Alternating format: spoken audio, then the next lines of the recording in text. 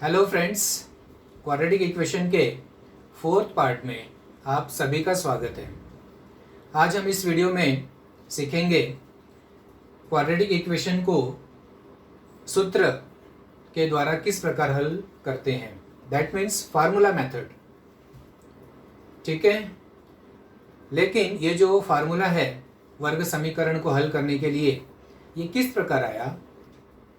आप लोगों ने इसके पहले वाले पार्ट में वर्ग समीकरण को हल करना सीखा है पूर्ण वर्ग विधि द्वारा। पूर्ण वर्ग विधि द्वारा ही हम ये सूत्र डेराइव करेंगे, प्राप्त करेंगे। मानक स्वरूप आपको पता है, तो वो मानक स्वरूप से हम शुरुआत करेंगे।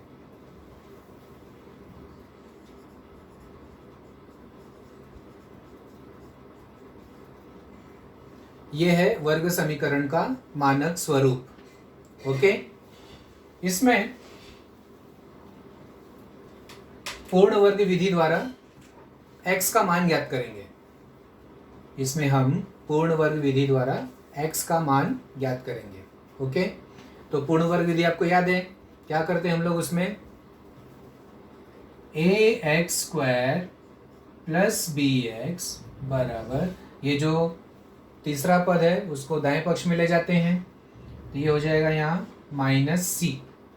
ओके, फिर x² का जो गुणांक है a, उससे भाग देंगे दोनों तरफ, तो इसलिए ये क्या हो जाएगा? फिर x² यहाँ भाग देंगे तो a से a कट जाएगा, plus bx/a equal to -c/a। ये हमारा पहला समीकरण हो गया, फर्स्ट इक्वेशन। इसमें वर्ग वाला पद है, मध्यम पद है, हम क्या करते हैं? तीसरा पद ज्ञात करते हैं, यानी कि अंतिम पद। वो सूत्र भी आपको पता है, अंतिम पद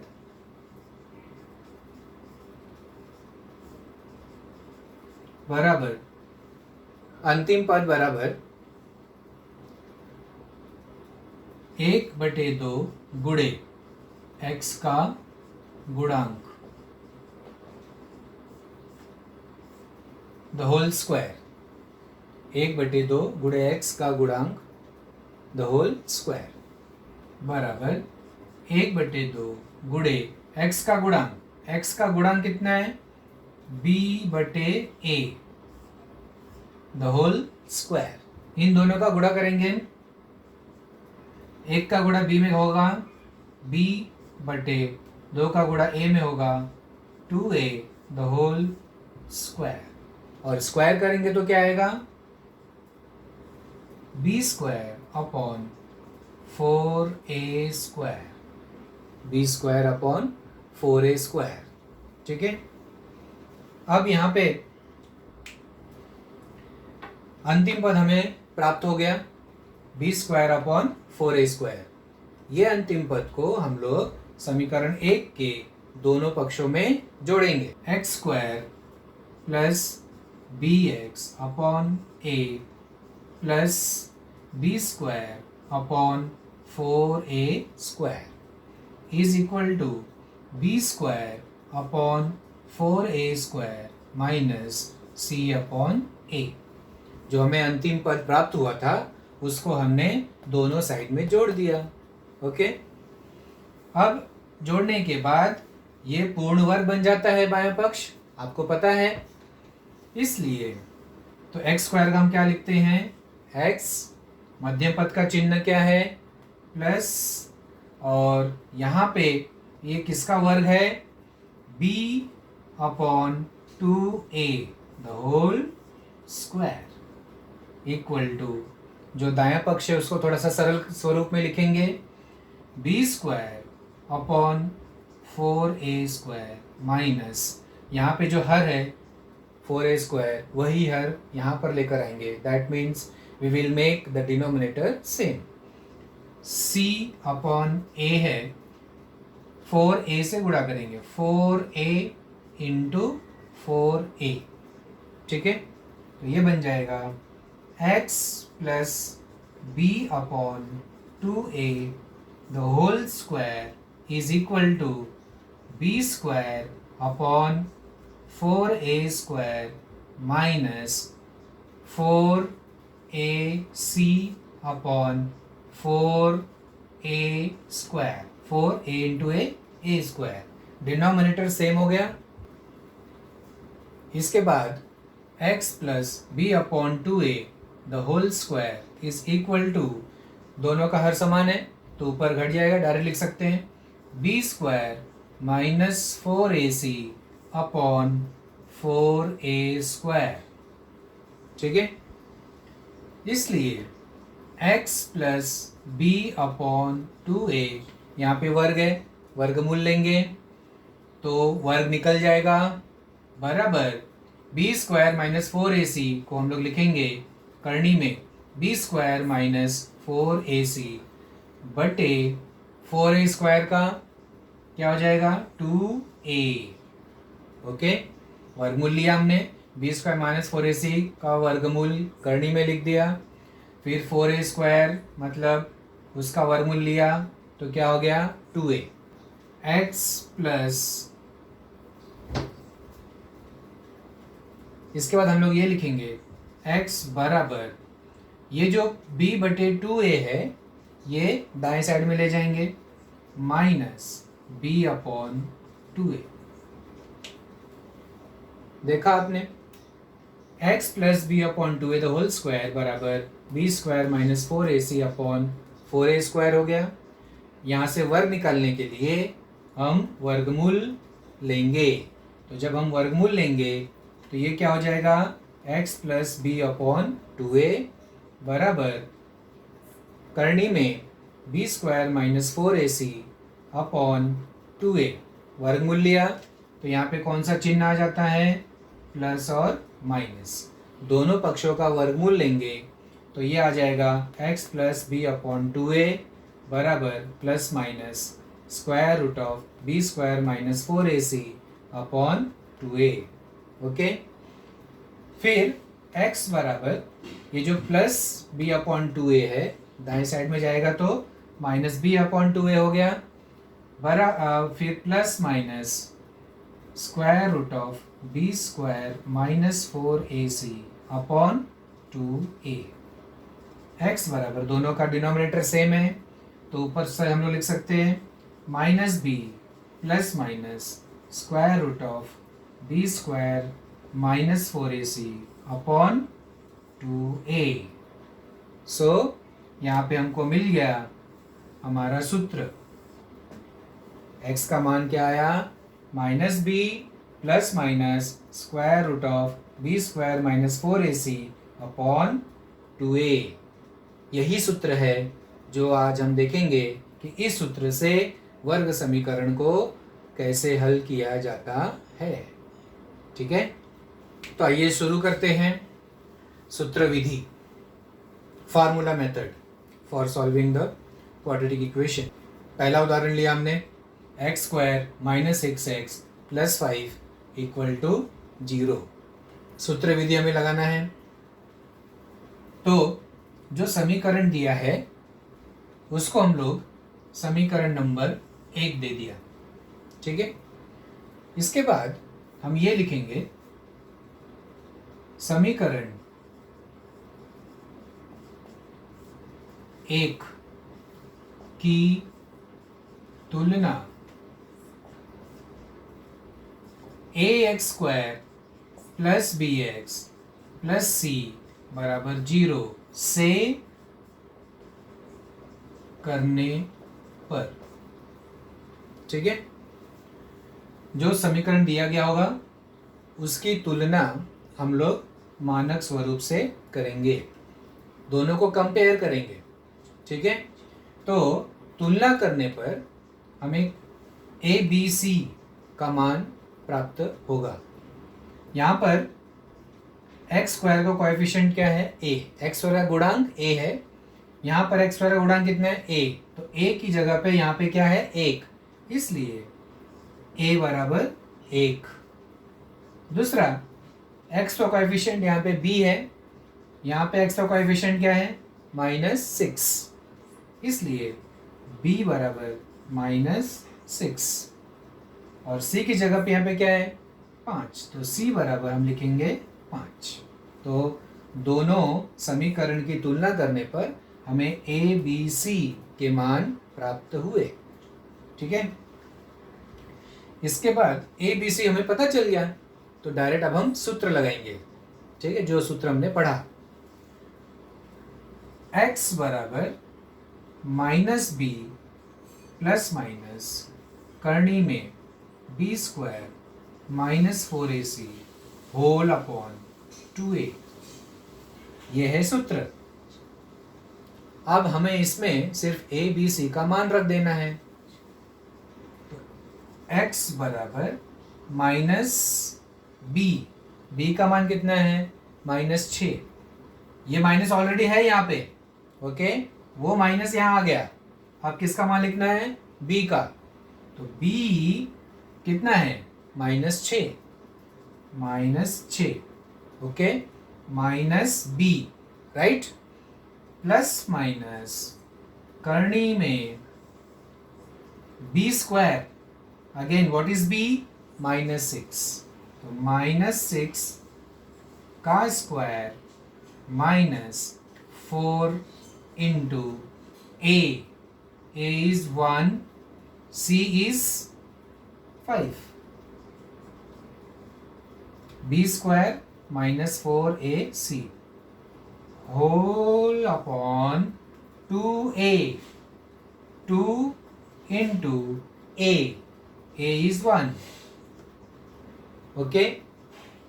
इसके बाद x बराबर माइनस इंटू माइनस प्लस, तो +6 हो गया ये 6, प्लस माइनस करनी में -6 का स्क्वायर 36 -4 इंटू 1 इंटू 5, 4 एकम 4 और 4 पच्चे 20, 36 -20 अपॉन 2a, तो x is equal to 6 plus minus करनी में 36 -20 16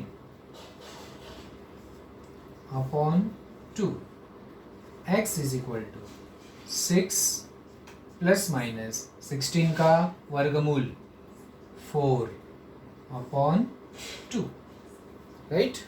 तो ये हमको प्राप्त हो गया यहाँ पे x बराबर 6 प्लस माइनस 4 अपॉन 2।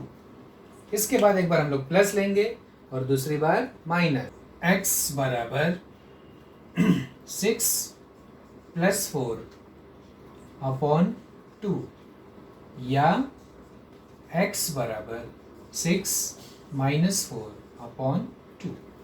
यहाँ पे हमें इस प्रकार मिला है, एक बार प्लस लेंगे और एक बार माइनस, तो यहाँ पे हो जाएगा x बराबर 6 धन 4 बटे 2, 6 धन 4 बटे 2, और दूसरी बार माइनस x बराबर 6 माइनस 4 बटे 2।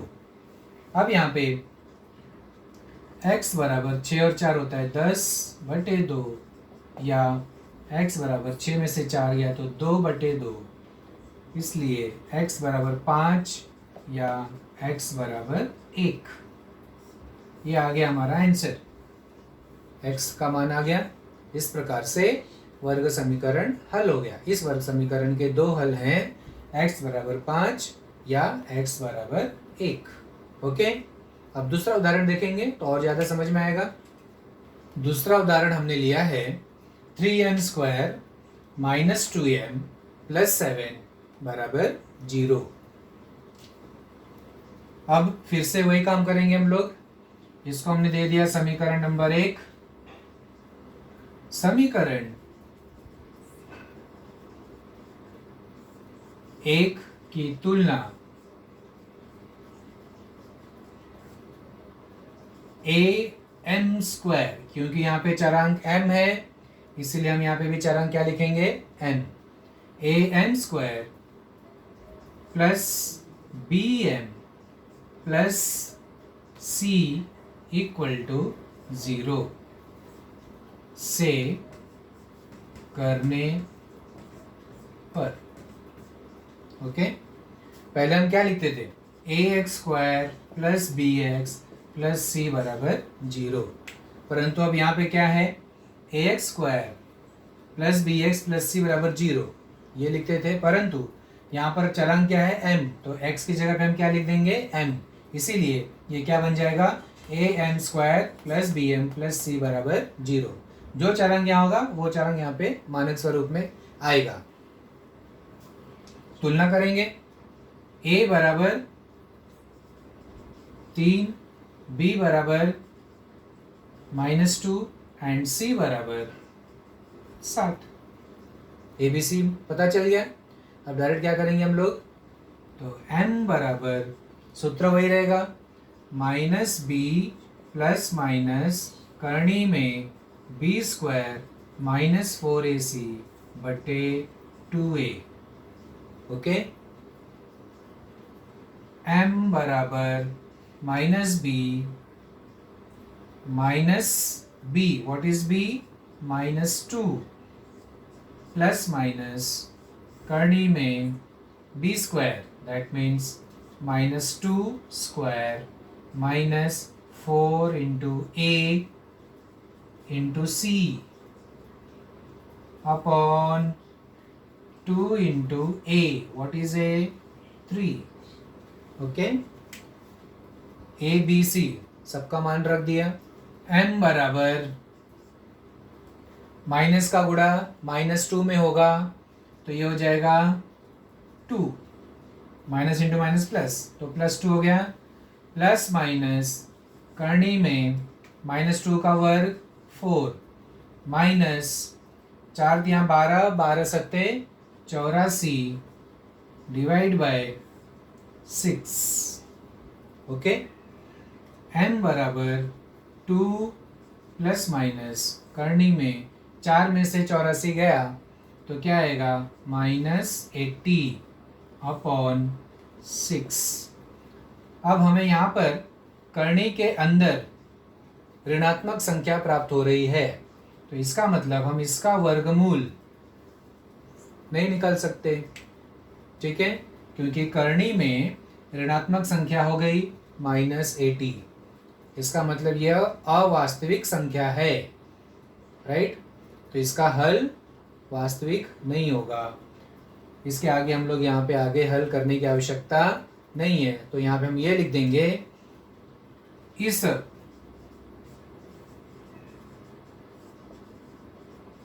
समीकरण का हल वास्तविक नहीं है। ओके, जब कभी भी करनी के अंदर ऋणात्मक संख्या होगी तो उसके आगे हम ये वाक्य लिख देंगे कि इस समीकरण का हल वास्तविक नहीं है। तीसरा उदाहरण हमने लिया है, y² plus 1/3y is equal to 2। ठीक है, ये समीकरण में आप देख रहे हो कि ये मानक स्वरूप में नहीं है, तो पहले हम इसको मानक स्वरूप में लेकर आएंगे, एक ही साइड में सब संख्या होनी चाहिए। ठीक है, तो y² प्लस 1/3y, 2 जो राइट साइड में है वो लेफ्ट साइड में ले लो, -2 बराबर 0।